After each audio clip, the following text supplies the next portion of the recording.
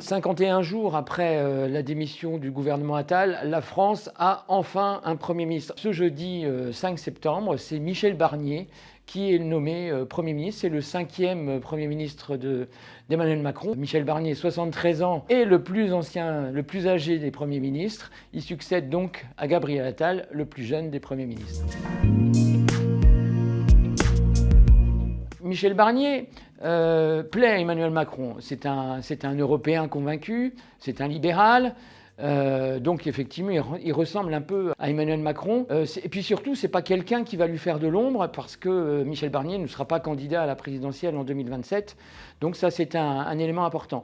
Et puis Emmanuel Macron a tenté depuis des années de lier un pacte avec les Républicains, avec la droite. Donc il le réussit. Donc maintenant, c'est à Michel Barnier de faire ses preuves.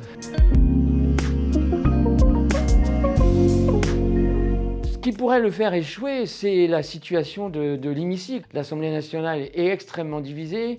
Effectivement, le nouveau Front populaire ne sera pas tendre avec le nouveau Premier ministre.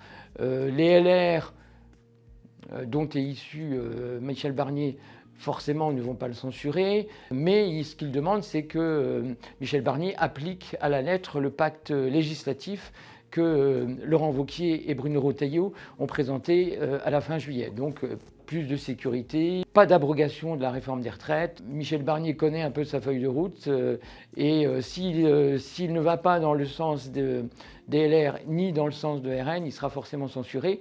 On dit que la durée de vie de ce gouvernement pourrait permettre le vote du budget, donc d'ici à la fin décembre. Après on ne sait pas. Et puis il est fort probable que dans un an, à l'été prochain, il y ait une nouvelle dissolution.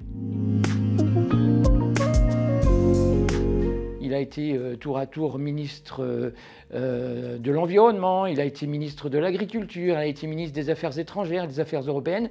Et ce que l'on retient surtout de lui, c'est qu'il a été le négociateur en chef du Brexit il y a quelques années.